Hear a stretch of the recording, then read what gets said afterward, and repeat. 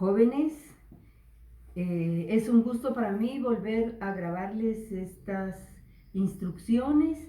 En primer lugar, espero que todos se encuentren bien, que estén sus familias también de la mejor manera y como siempre pidiéndole a Dios que salgamos de toda esta situación tan difícil que nos ha traído la pandemia, que nos ha venido a cambiar la vida a todos en general.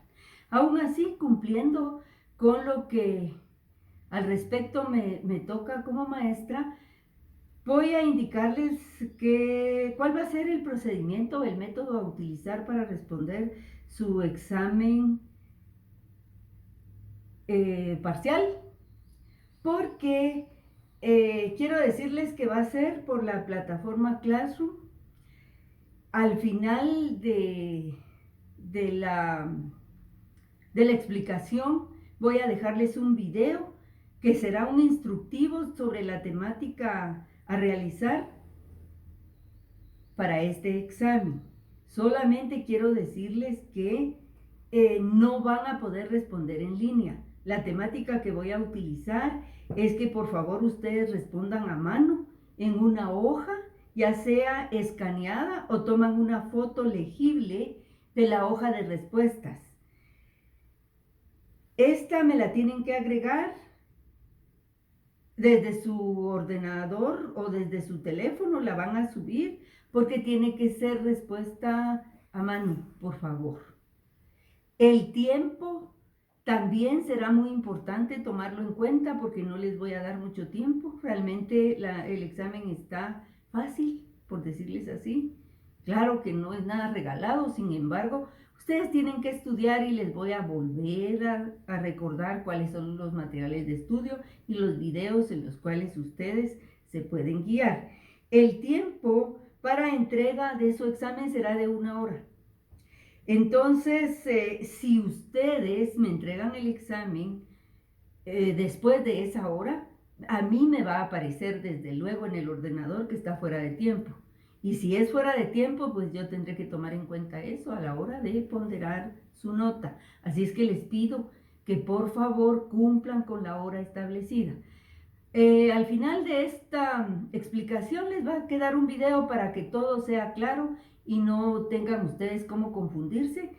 Todos tenemos que estar ya, qué decirles, a la altura de las circunstancias y no crean, ustedes son más hábiles en este tipo de herramientas que lo que podamos ser algunos profesores de mi edad. Sin embargo, todos estamos en esta situación y yo sí les pido mucha comprensión al respecto. Yo les he facilitado mucho, mucho el curso.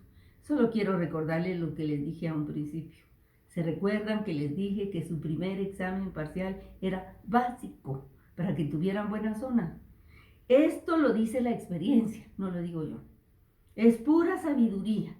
Pero ahora que ya ven, sin saber que nos iba a pasar todo esto tan difícil a todo el planeta, porque no es solo a Guatemala, nuestro examen ya es diferente. Entonces, colaboremos todos. Yo saben que soy de una flexibilidad muy grande, pero eso no quiere decir que no tengamos que cumplir con algunos lineamientos.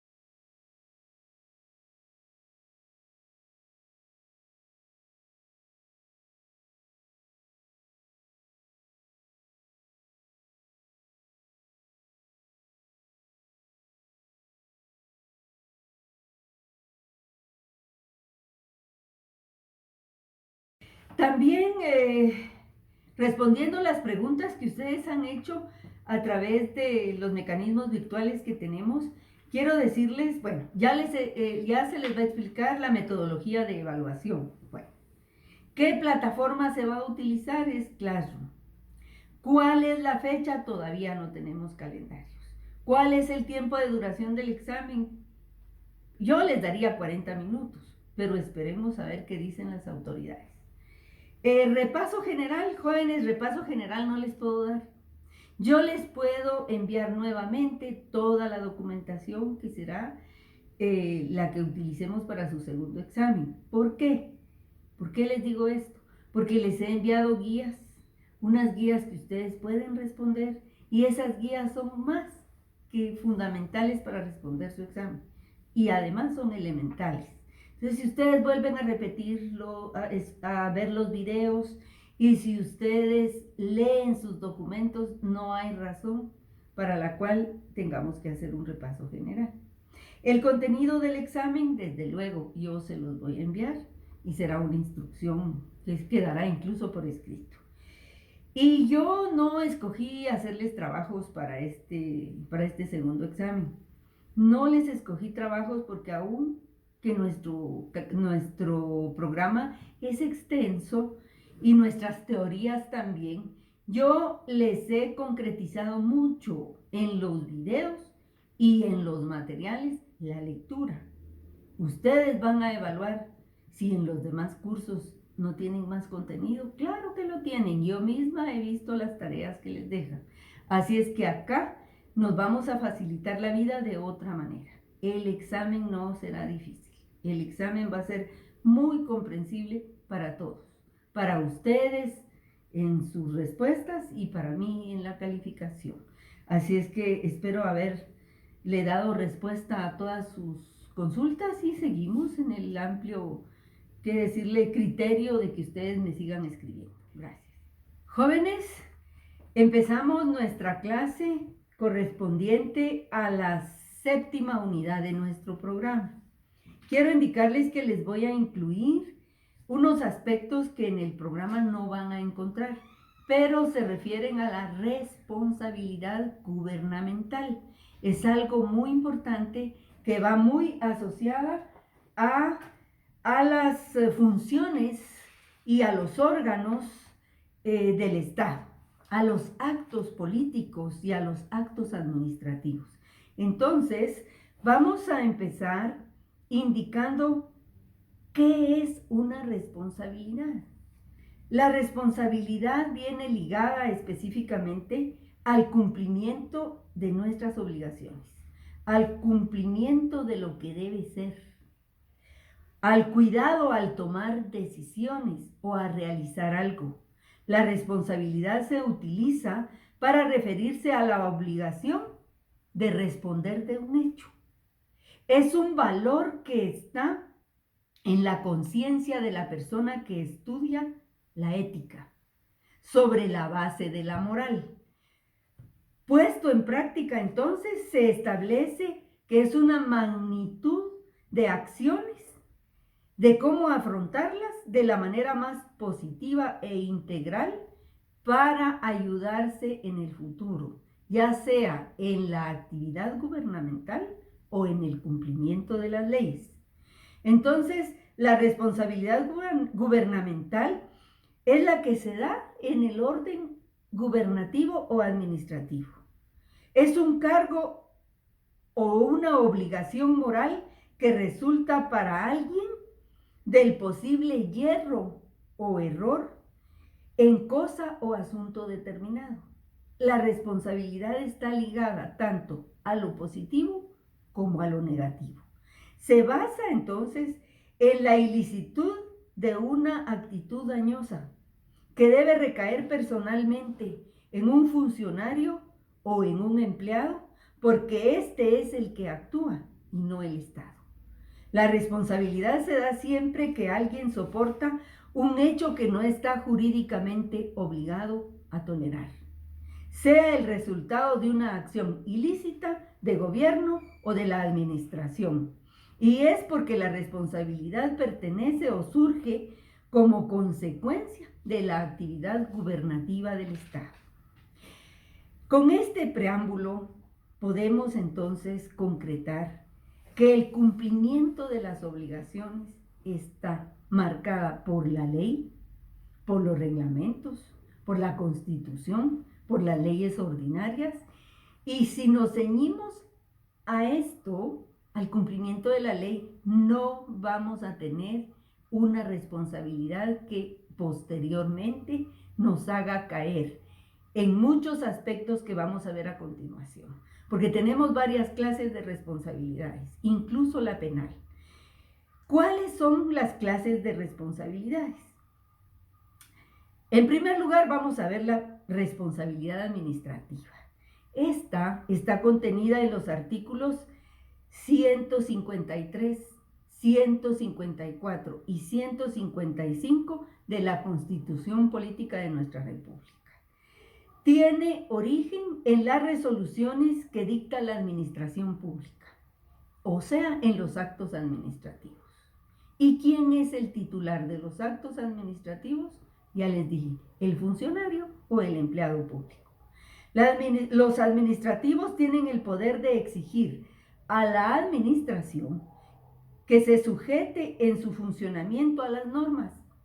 Aquí ya vimos los temas relacionados a los cargos, a la jerarquía, a la competencia, a la obediencia, etc. Entonces, como gobernados, en un momento dado, sí podemos exigir el cumplimiento de obligaciones enmarcadas en la ley. La forma de exigir, entonces, es interponiendo los recursos ordinarios y extraordinarios exclusivos de la administración pública. En Guatemala esto es en base a la ley de lo contencioso administrativo y los recursos son revocatoria, reposición, contencioso administrativo y acción de amparo. Ustedes ya en sus cursos específicos de derecho administrativo o en su caso derecho constitucional conocerán cada uno de estos recursos. Como segunda clase de responsabilidad tenemos la responsabilidad política. Esta se encuentra enmarcada legalmente en el artículo 156 y 167 de la Constitución de la República de Guatemala. Quiero hacerles ver algo que es muy importante. El gobierno está integrado por políticos y por lo tanto, ellos no reconocen más límites que la Constitución o en algunos casos ni los reconocen porque son políticos. Recordemos a Maquiavelo, recordemos todos los consejos que le da al príncipe de su época. El fin justifica los medios, por ejemplo. La responsabilidad política es la obligación de rendir cuentas de su actuación ante un órgano del Estado. En el sistema parlamentario encontramos que el gobierno es políticamente responsable ante el Parlamento y este tiene facultades para que el gobierno dimita, acto que se da por medio del voto de censura o falta de confianza. En nuestro sistema presidencialista está el voto de censura, que lo puede también dictar el organismo legislativo. Y esto lo encontramos en el artículo 167 de la Constitución de la República, que a su vez regula la interpelación de los ministros de Estado, de los diferentes funcionarios que llevan el quehacer administrativo y político en una nación. Luego tenemos la responsabilidad civil, es la tercera. Esta responsabilidad está descrita en el artículo 155 de la Constitución Política de la República y es aquella que lleva consigo el resarcimiento de los daños causados y de los perjuicios provocados. Es cuando corresponde exigir a todos los funcionarios del orden gubernativo en el ejercicio de sus cargos, que desde el ministro hasta el conserje pueden ser, cuando infrinjan la ley con sus actos u omisiones, algún precepto cuya observancia ha sido reclamada, que implica la obligación de resarcir daños o perjuicios al reclamante por infracciones señaladas. Respecto a este tipo de responsabilidad, El artículo 155, párrafo segundo de la Constitución de la República nos dice que la responsabilidad civil de los funcionarios y empleados públicos podrá deducirse mientras no se hubiere consumado la prescripción, cuyo término es de 20 años.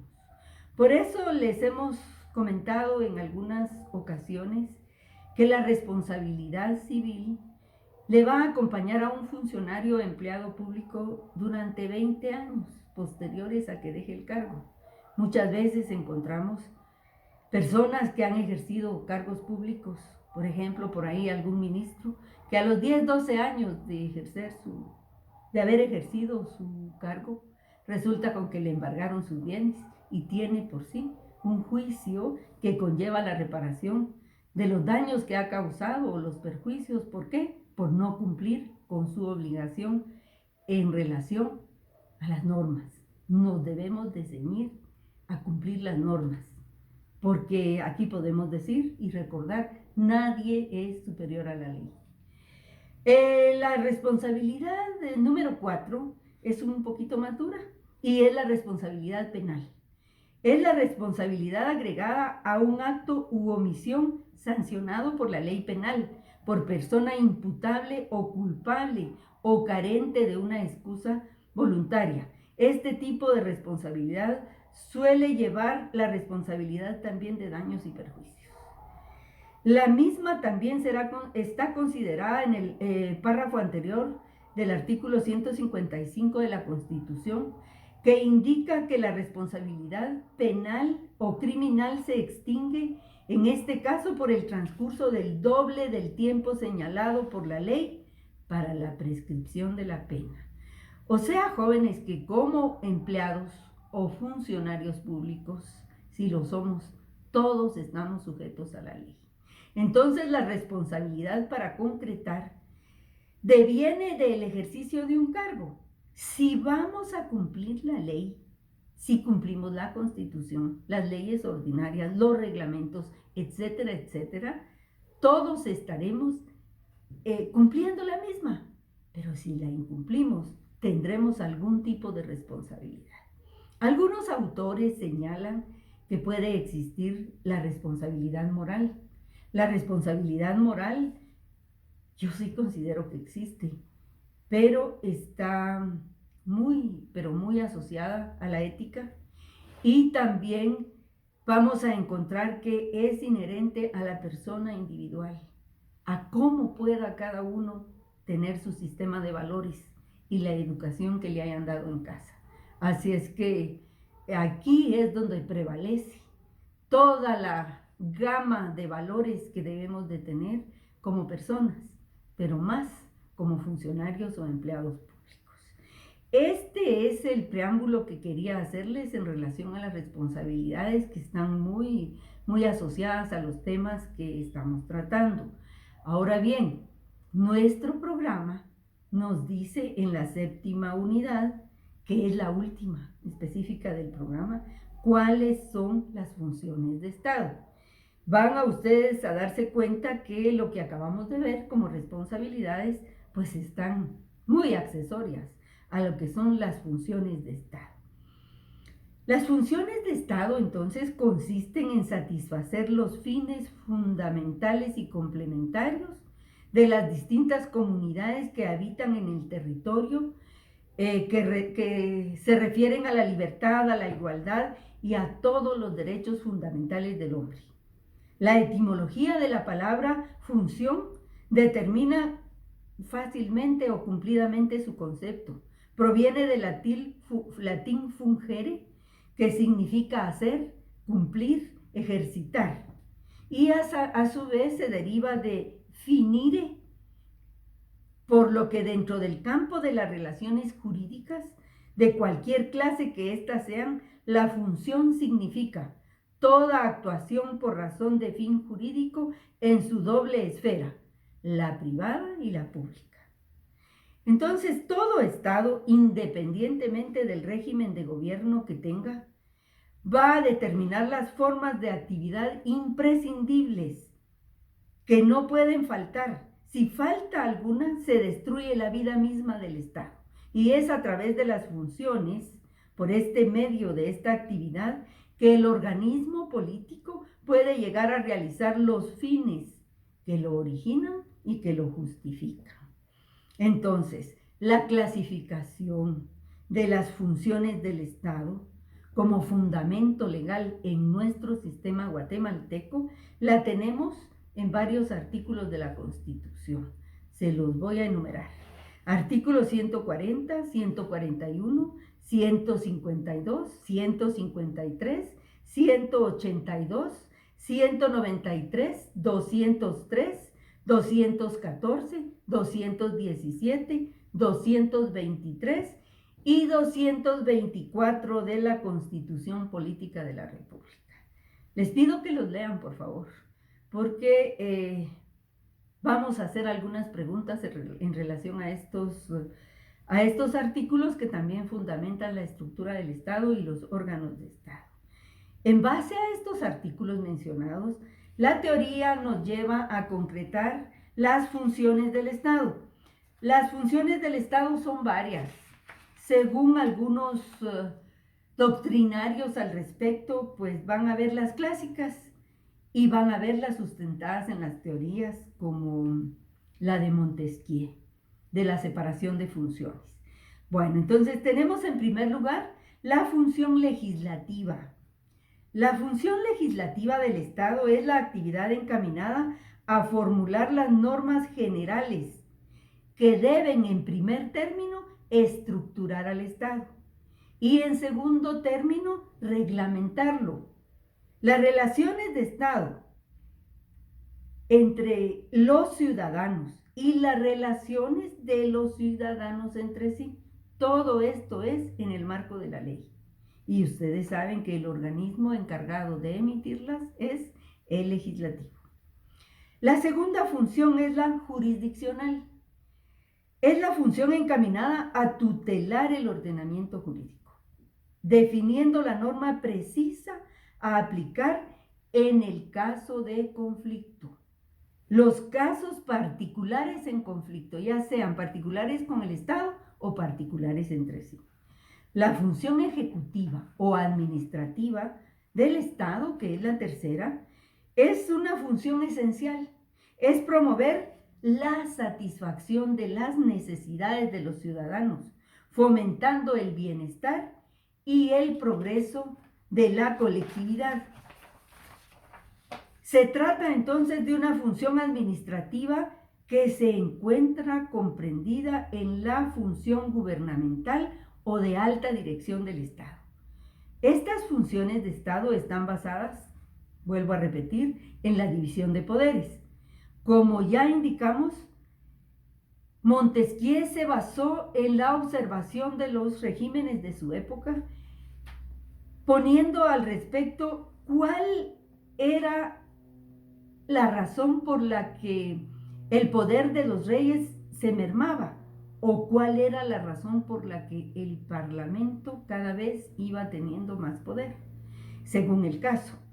Con el objeto de mantener un equilibrio, Montesquieu fijó la claridad de las distintas esferas de competencia, evitando así la interferencia entre las diferentes actividades y los campos correspondientes a unos y a otros funcionarios de Estado. Entre sus ventajas está eliminar el peligro que un Estado ignore cuál es su campo preciso de competencia o atribución y se desborde en contra de otro de los organismos de Estado. Si esto sucede, por ejemplo, con el Ejecutivo, que podría absorber las funciones del Legislativo, se está convirtiendo en un dictador. Repartida muy bien la soberanía entre los órganos dentro de un mismo plano de igualdad, se puede obtener un equilibrio que se traduzca en un prudente ejercicio del poder, en un balance de poderes, en el que un poder sirva de freno y controla a otro. Es la teoría que se conoce con el nombre de sistema de pesos y contrapesos. Esta ya la estudiamos anteriormente. Un poder vigila y controla la actividad del otro, en atención a su recíproca vigilancia, en virtud que estamos perfectamente delimitados en sus campos. Cada quien tiene su campo de acción. Cada uno dentro de su propia esfera evitará salirse de ella y que los otros poderes puedan también inmiscuirse en su esfera correspondiente de competencia. Esto en nuestro sistema, en nuestro estado en Guatemala, está fundamentado en el artículo 167 y 168 de la Constitución de la República, Constitución Política. La teoría del Barón de Montesquieu últimamente ha sido modificada y según la doctrina moderna la división de poderes no debe de ser muy tajante, sino que debe existir un poco de flexibilidad en la separación de poderes, en el reparto de competencias, pero solamente se refiere a que un poder no domine al otro, que se tenga una interdependencia, pero jamás dominio. La tercera función del Estado, la función administrativa, es la cuarta. Se dirige a satisfacer una necesidad completa, que es obtener el bien y la utilidad que la norma jurídica debe garantizar. La función administrativa aplica a las normas jurídicas, pero actuándolas. Pero no se confunde con la jurisdiccional que también las aplica. Son diferentes, son administrativas. El órgano jurisdiccional está por encima de las partes en el proceso que se encuentra en un plano superior. La administración es parte interesada de situaciones jurídicas en las que interviene. Toma parte directa y es sujeto de relaciones entre los particulares. Recordemos, todos los ministerios, todas las direcciones, todos los órganos del Estado que están también dispuestos a resolver todas las necesidades de la población. El objeto de la función administrativa es la satisfacción de los propios intereses y de los colectivos. Los actos administrativos son de naturaleza revocable, se pueden revocar. La administración pública está encaminada a satisfacer las necesidades de los ciudadanos. A este respecto, en la función administrativa tenemos el campo que nos da la ley de lo contencioso administrativo cuando algo afecta a un particular. Se pueden interponer los recursos que anteriormente ya mencionamos. Entonces, si la administración pública está encaminada a satisfacer las necesidades de los ciudadanos, en eso debe cumplir. La función política es la quinta función. La función política es un poco más, ¿cómo decirles? Una índole muy imperceptiva muchas veces para los ciudadanos, porque los actos de gobierno son actos políticos. La alta dirección de los negocios jurídicos públicos, estos actos son políticos y no son recurribles. O sea que en muchas ocasiones ya no se pueden revocar. Los mismos se dan, se implantan porque son decisiones políticas. La distinción absoluta entre actos de gobierno, actos políticos y en algunos casos actos administrativos es muy difícil fijarla porque son abstractos. Algunos autores indican que los actos de gobierno son aquellos que el Estado realiza por motivos políticos. Asimismo, se dice que los actos políticos o de gobierno son aquellos que se derivan de las facultades discrecionales del Ejecutivo. O sea que están en el ámbito político. Y ustedes saben que muchos de los funcionarios públicos son políticos. Y muchos de ellos, desde luego, están en su cargo porque fueron electos. Y fueron electos por el pueblo. Por eso muchas veces encontramos aquella reacción que tenemos como pueblo. Y ustedes recuerdan cuál es el pueblo, ¿verdad? El pueblo es todo aquel conglomerado de personas que tenemos derecho a votar, que tenemos derecho a ejercer el sufragio y muchas veces terminamos decepcionados. ¿Por qué? Porque hemos votado por políticos. Porque los políticos se deben sujetar a la ley, pero en muchas ocasiones prevalece más el interés político que el interés de la nación. Bueno, los actos administrativos son los que se fundan para su realización en los lineamientos precisos que señalen los reglamentos. Y los actos políticos o actos de gobierno son discrecionales, puesto que nacen precisamente cuando el Ejecutivo hace uso de sus facultades en este orden. Pero no todos los actos discrecionales son actos de gobierno o políticos, porque dentro de estas mismas facultades discrecionales podemos encontrar la existencia de actos administrativos propiamente dichos. Esto se comprende si consideramos que políticos serán, pero tienen que cumplir con la ley. Entonces, lo discrecional queda a los políticos, pero el cumplimiento de la ley queda a los funcionarios.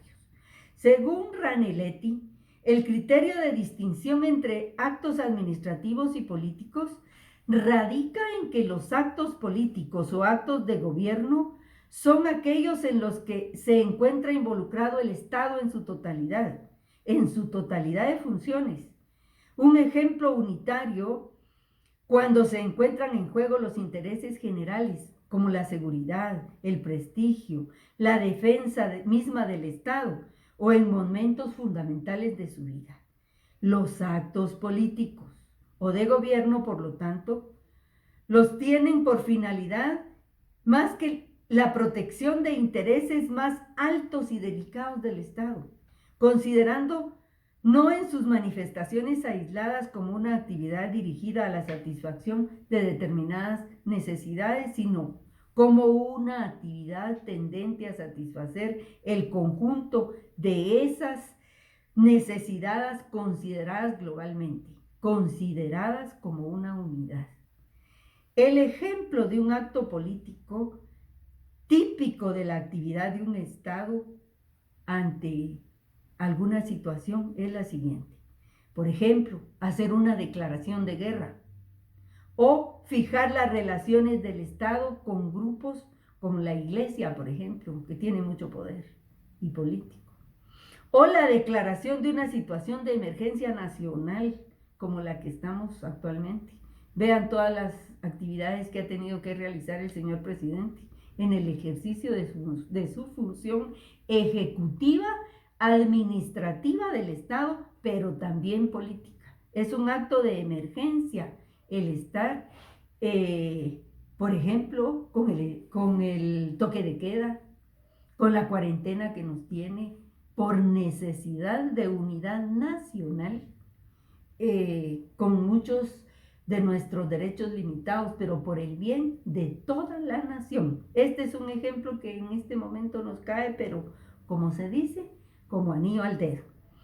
Entonces estos actos jóvenes son de alta categoría, de gran trascendencia para la vida del Estado. Son actos políticos o de gobierno.